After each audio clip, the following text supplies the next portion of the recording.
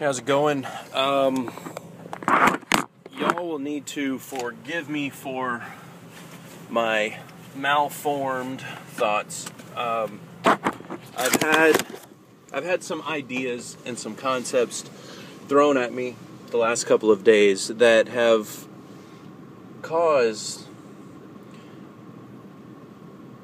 an evolution of my understanding, and I'm very thankful. And it was hard. It was some really hard stuff.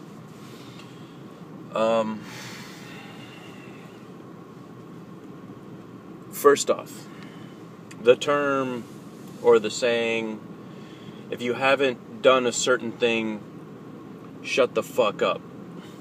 Point blank, from either side. Whether it's from the side that served or from the side that pays the bills for those that served, I feel to say something like that defeats what servicemen fight for.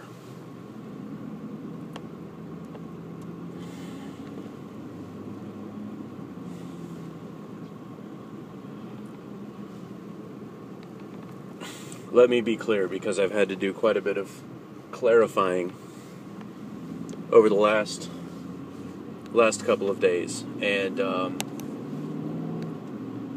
Landshark22 said it very, very well in his video early today. While I do not like you burning the flag, I will fight and die for your right to continue to burn it. I cannot speak for everyone, okay? I can only speak for myself. And in the bizarre twist of things, I would die to protect my neighbor, and I would die to protect my family if necessary, and I would die to protect any one of you if necessary. I think when enough guys get together that agree, yes, we would in fact die to protect our brothers and our sisters, it causes a change in mentality, especially when those people are enabled with equipment and power and the ability to destroy. Any ability of force is something that I think needs to be measured. Whether that ability of force is a person in Congress or a person that's a president of the United States, force is force.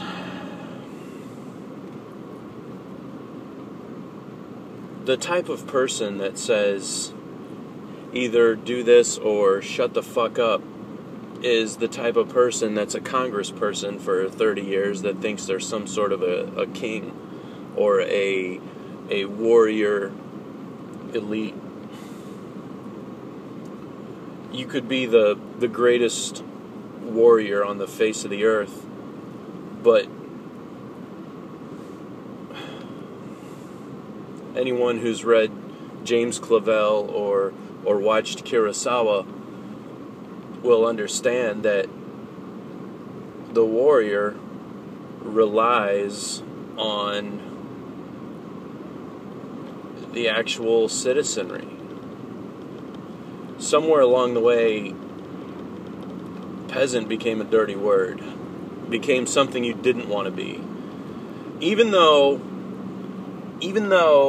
the majority of the planet falls within that category, it becomes okay for a king to have a lavish palace.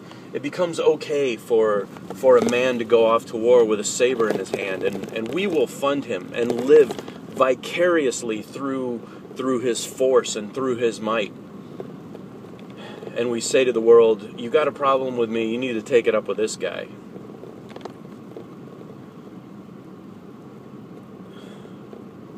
And maybe there's a problem when a soldier or a warrior becomes so very powerful that no enemy can oppose him. What's the count, people? What is the account on Iraqi casualties at this time? 300,000? 500,000?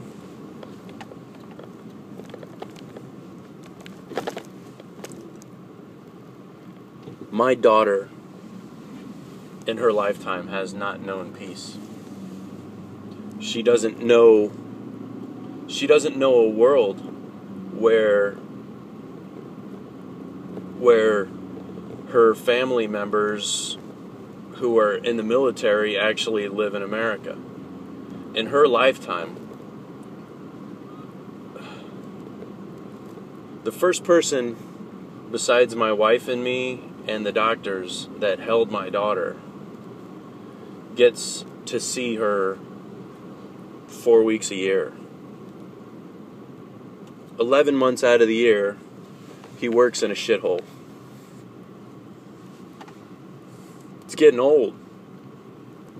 And when the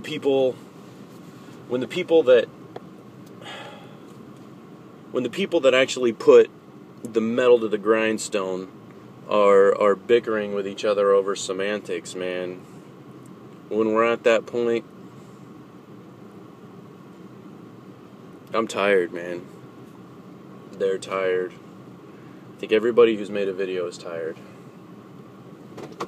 And I'm going to be honest with you. Doc Simonson made a video, and in it he point blank said that he doesn't understand the mentality of urinating on a dead person after you kill them. That made me think about something that I haven't thought of in a long time.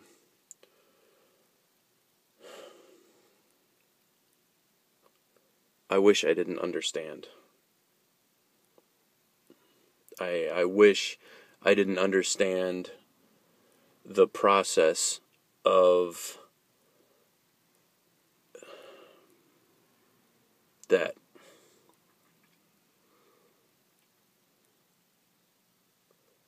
And I envy that.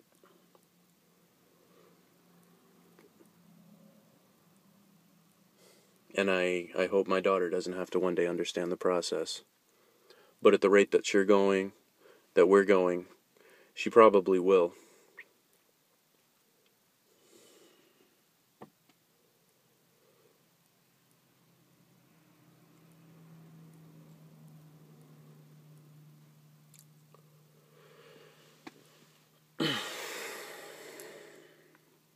Anyway.